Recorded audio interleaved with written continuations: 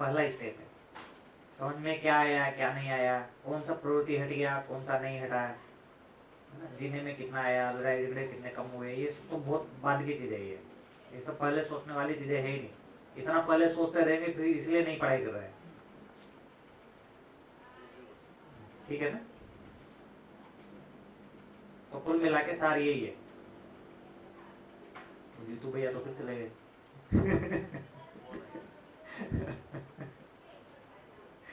ठीक है, चलिए। तो भैया हाँ, अभी जो पठन की बात चल रही है, पहले हमें को पढ़ना, तो उसमें दो तीन चीज़ें पठन में है कि एक स्वपठन करना है। भाई स्वपठन में तो इतना मन लगता नहीं है पहले तो इसको फिर ग्रुप पठन में समझो कि दो दो मित्र साथ में बैठ के पढ़ेंगे। फिर एक तीसरा आता है कि भाई बड़े ग्रुप में और बड़े ग्रुप में, हाँ ऑनलाइन जो पढ़ रहे हैं अच्छा ऑनलाइन और तो पढ़ाओगे। हाँ तो उसमें पढ़े, या फिर कोई शिविर के रूप भी चलते हैं कि बुक के, तो उसमें सार रखते हैं, तो उसका अलग अलग एक आउटपुट रहता है। तो स्वपठन और जो छोटा ग्रुप है जो मित्र ऑफलाइन पढ़ रहे हैं, तो उसमें क्या उपलब्धि के हिसाब से आप कैसे देखते हैं सब अलग अलग पद्धति को? और पढ़ना भी पसंद नहीं आता है, किसी को सुनना ज़्यादा पसंद रहता है, तो वो सुनते रहते हैं वीडियोस बाबा जी के या उस शिविर के ऑनलाइन। तो उसमें स्वपठन आप और परपठन हाँ, तो इसको आप कैसे देखते हैं? हो गया ना, वो पहला आपने स्वर पठन का, बाकी के सारे स्टेज पर पठन हो गए। अच्छा लगता है, स्वपठन नहीं लगता। नहीं, जैसे ग्रुप पठन में तो स्वपठन रहता है ऑफलाइन। वो जब तक स्व पठन नहीं है पहली स्टेज वाला, तब तक बाकी कोई भी स्टेज स्व पठन नहीं है, अच्छा, सब पर पठन ही हो रहे हो। मतलब कि कुछ भी करके स्वपठन करना बहुत जरूरी हाँ है। वो तो है ही है। अच्छा, बाकी सब उसके ऊपर बैठेगा। वो पहला वाला स्टेज नहीं है ना, फिर ना वो गिलास में पैदा ही नहीं है, उसके ऊपर अपन भरे जा रहे हैं कुछ भी। ठीक है ना, पैदा तो होना चाहिए ना पहले, तो वो स्व पठन वाला पैदा तो होना ही चाहिए ना। उसमें मेरा जीवन नहीं लग रहा है, स्व पठन में हम कर नहीं पा रहे, इसका मतलब मेरा जीवन नहीं लग रहा है। ठीक है ना। अब मेरा जीवन नहीं लगेगा वो तो ग्रुप में भी नहीं लगेगा, वो तो कोई दूसरा बोलेगा तब भी नहीं लगेगा। मूल में मेरा जीवन लगना तो जरूरी है ना उसमें। मेरा आस्वादन मेरा विश्लेषण लग नहीं रहा है उसमें। उसमें क्या हो रहा है, हम पढ़ रहे हैं उसका आस्वादन नहीं हो रहा, ग्रुप का आस्वादन हो रहा है। ठीक है ना, इसलिए मैंने उसको परपठन कहा, तो परपठन हो रहा है वो। ठीक है भाई, आदमी ग्रुप में रहता है तो अच्छा लगता ही है। वो तो आदमी को क्या, कुत्ता बिल्ली को भी अच्छा लगता है नहीं? कुत्ता बिल्ली भी ग्रुप में घूमते रहते हैं, है ना, उनको भी अकेला घूमना अच्छा नहीं लगता है। पर जीवन से नहीं घूम रहे हो, है ना, शरीर मूलक विधि से घूम रहे हो। ठीक है ना। तो अपना ये इसको पढ़ने का प्रायोरिटी बन गया, ये जरूरी है होना, स्थिति है, ये स्थिति होना जरूरी है ना। तब अपन फिर ग्रुप में भी बैठेंगे तो मन लगेगा। तो इसमें कोई बहुत बड़ी बात नहीं है, अभ्यास से हो जाता है, अभ्यास से हो जाता है सब ये। इसको पढ़ना भी क्या है, इसको समझना एक चीज है, पर बहुत सारा शब्दों का अभ्यास और सब वो हो ही जाता है। ऐसा अपन कोई भी चीज करते हैं उसमें होता है नहीं। जैसे साइकिल भी चलाना सीखते हैं तो शुरू में तो बहुत दिक्कत जाती है उसमें, है ना, कंटाल तो आएगा ही, बार बार गिरेंगे, कभी उधर घोड़ा फूट गया कभी उधर फूट गया तो हो गई सही, लेकिन उसमें लगे लगे हो जाता है ना अभ्यास। तो इसमें अपन इसको लगे रहते हैं ना, तो शब्दों का अभ्यास और सब हो जाता है। मन के लेवल पे तो वो करने से ही हो जाते हैं आस्वादन। कोई चीज में बैठे रहो तो आस्वादन बन ही जाता है नहीं। अब वहाँ तो माला घुमाने में आस्वादन बन जाता है, आदमी को बन जाता है ना, घुमाते रहो घुमाते रहो घुमाते रहो, आस्वादन बन जाता है आदमी को, मजा आने लग जाता है ना कुछ समय बाद। कैसी कैसी चीजों में तो आस्वादन बन जाता है। तो इसको पढ़ने के बैठ के इसका अभ्यास करेंगे तो आस्वादन नहीं बन जाएगा, बन ही जाएगा। मतलब कुछ कुछ बातें समझ में ना भी आए फिर भी हमको हाँ करना ही वही वही वही, उसके बाद भी समझ में नहीं आएगी, लेकिन अपना एक कुछ सेट हो जाएगा, प्रैक्टिस बन जाएगा, तो फिर हमारा चालू हो जाएगा पढ़ना। ठीक है ना। पहले वो मन और वृत्ति के अंदर ऐसा बैठ जाएगा कि यार ये तो ना उठाएगा नहीं, इनको बैठा के रखेगा ये ना। शुरू में मन और वृत्ति जो है थोड़ा बहुत ना नुकुर करेंगे, और उनको धीरे से बैठ जाएगा कि ये मानने वाला नहीं है ना, करना ही पड़ेगा, करना ही पड़ेगा हमें। जोर लगा। ठीक है ना, तो फिर अपन को समझ में आ जाएगा कि ये सब मनोवृत्ति ऐसे ही कर रहा है ना, अध्ययन तो आत्मा कर रहा है ना। ठीक है ना, चलिए, तो आचरण की बात कर रहे थे अपन, स्वभाव की बात कर रहे थे। तो मूल्य मतलब मूल्यांकन, तो ये सब जीवन में होने वाली क्रियाएं हैं। ये मूल्य जो है वो जीवन में होने वाली क्रिया है। जैसे ये सुख शांति संतोष आनंद, ये जीवन में होने वाली क्रियाएं हैं। सारे के सारे मूल्य, सबसे पहले तो ये चीज है कि क्रिया है। ये बैठ रहा है अपने अंदर, मूल्य क्या चीज है? क्रिया है कि क्रिया शून्य है?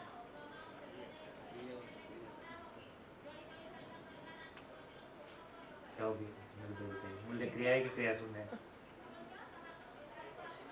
क्रिया का रिएक्शन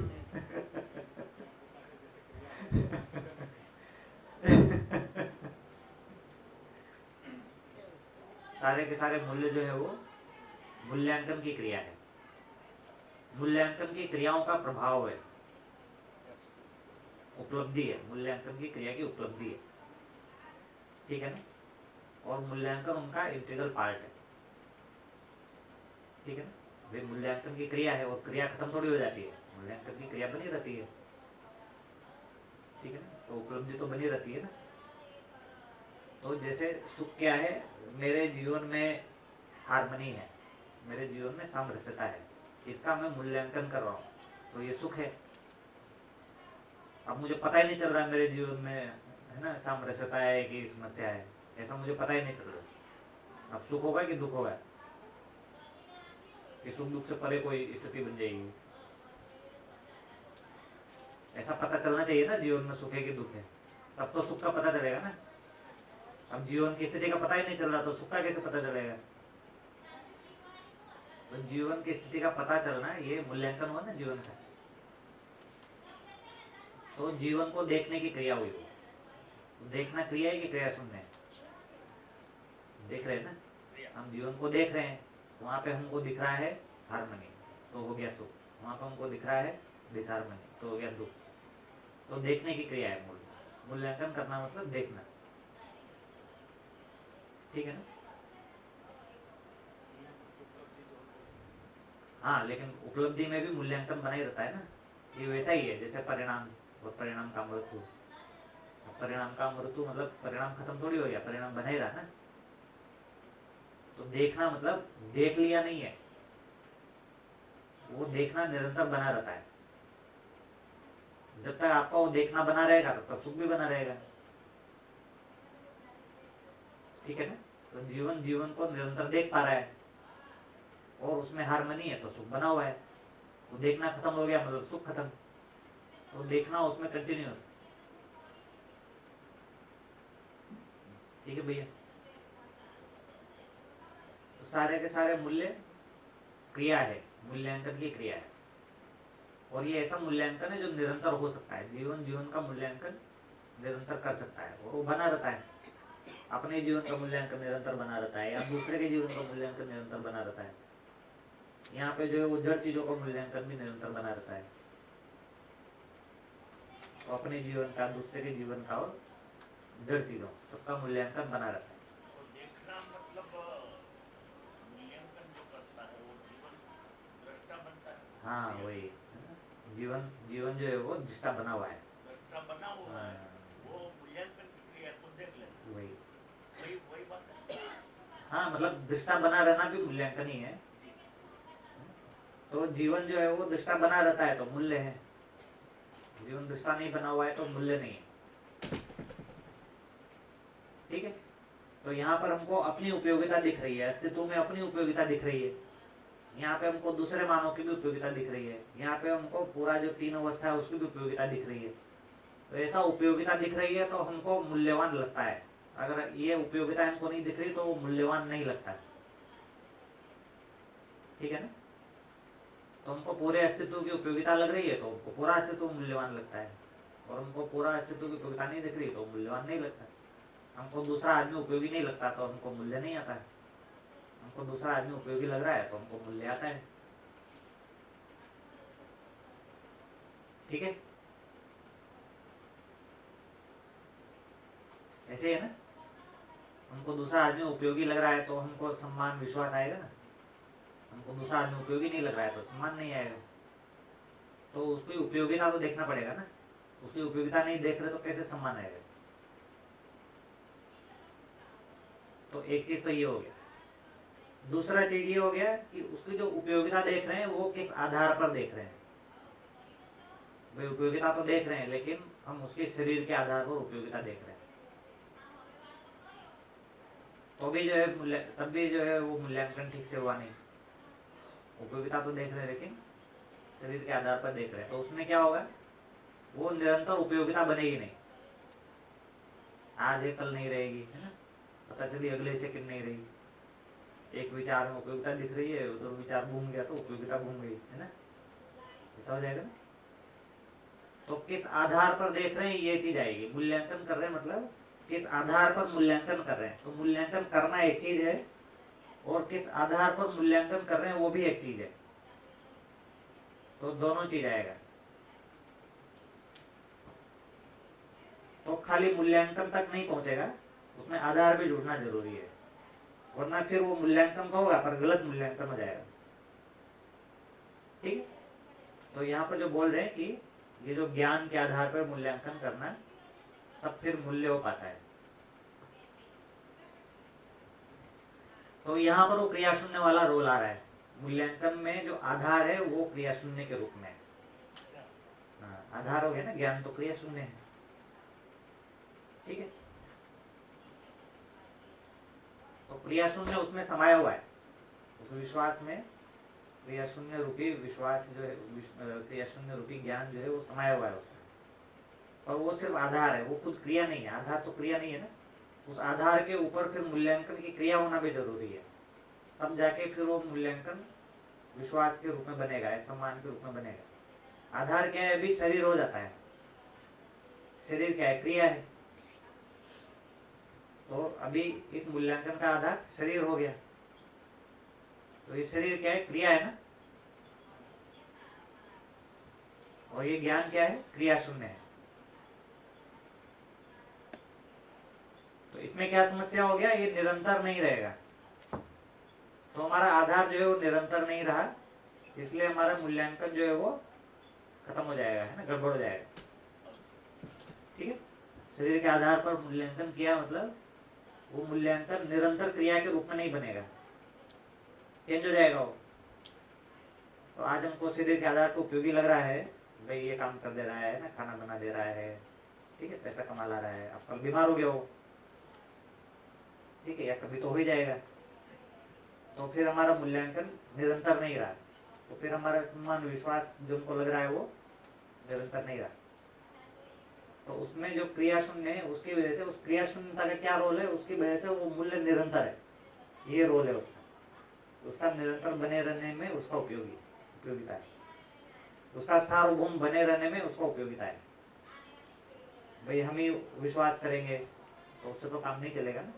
सार्वभौम भी होगा, उसके आधार पर दूसरा भी विश्वास कर पाएगा, तीसरा भी कर पाएगा, सब लोग उसके आधार पे विश्वास कर पाएंगे। ठीक है। तो ये मूल्य हुआ, जिसमें आधार हुआ, मूल्यांकन हुआ और फिर उपलब्धि हुआ।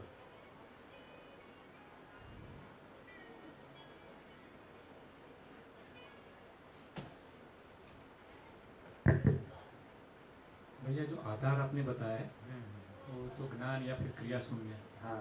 तो फिर से ऐसा जाता है कि आदर्शवाद के जो ऐसा जाता है, जब सह-अस्तित्व आधार समझते हैं तो फिर खाली ज्ञान नहीं है, सह-अस्तित्व मूल आधार है। खाली ज्ञान को या क्रिया शून्य को देखते हैं तो थोड़ा बहुत वो कर्ता पद में जैसा चला जाता है। तो सह-अस्तित्व ही आधार है, ऐसा मैं समझता हूँ। हाँ, लेकिन सह-अस्तित्व क्रिया शून्य नहीं है ना। सह-अस्तित्व तो क्रिया शून्य नहीं है। सह-अस्तित्व मतलब क्रिया और क्रिया शून्य का जो योग है उसको सह-अस्तित्व बोल रहे हैं। सह-अस्तित्व क्रिया शून्य नहीं है। सह-अस्तित्व क्रिया भी नहीं है। सहअस्तित्व को क्रिया ही बोल देंगे तो फिर उसमें से व्यापक गायब हो गया, क्रिया शून्य बोल देंगे तो क्रिया गायब हो गया। सहअस्तित्व तो क्रिया और क्रिया शून्य का योग है ना, उसको खाली क्रिया भी नहीं बोल सकते, खाली क्रिया शून्य भी नहीं बोल सकते, ठीक है ना। भाई व्यापक का व्यापक से सहअस्तित्व की थोड़ी बात हो रही है ना, न क्रिया से क्रिया के सहअस्तित्व की बात हो रही है। क्रिया से क्रिया को सहअस्तित्व बोल देंगे तब तो ठीक है, सहअस्तित्व क्रिया हो गया। व्यापक से व्यापक का सहअस्तित्व ठीक है, सहअस्तित्व क्रिया शून्य हो गया। पर ये दोनों सहअस्तित्व थोड़ी, सहअस्तित्व मतलब क्रिया और क्रिया शून्य के योग, वही सहअस्तित्व है। तो उसको न तो क्रिया बोल सकते हैं न क्रिया शून्य बोल सकते हैं। जो प्रेरणा की बात है तो वो सहअस्तित्व से आ रही है या फिर व्यापक से आ रही है? व्यापक से आ रही है तो फिर वो आदर्शवाद में जैसे ईश्वर करता है, जैसे थोड़ा लगता है व्यापक से जो प्रेरणा है वो खाली आत्मा को आती है, मन को नहीं आती। मन को तो वृत्ति से आएगी प्रेरणा, तो बाकी जो परिवेश है उनको तो क्रिया से ही आ रही है प्रेरणा। उन क्रियाओं के पीछे व्यापक है, और वो पीछा वाला व्यापक जो है वो तो सीधे आत्मा को ही दिखता है, बाकी क्रियाओं को नहीं दिखता, ठीक है ना। तो आत्मा के अलावा बाकी सब क्रियाओं को तो क्रियाओं से ही प्रेरणा बनती है। इसलिए तो आत्मा का रोल है ना, वो एकदम बैकग्राउंड को तो आत्मा ही देख पाता है, बाकी क्रियाएं देख नहीं पाती उसको। बाकी क्रियाओं की समस्या ये है कि उनको क्रिया ही दिखती रहती है, क्रिया ही देखना चाहिए, उनका रोल है।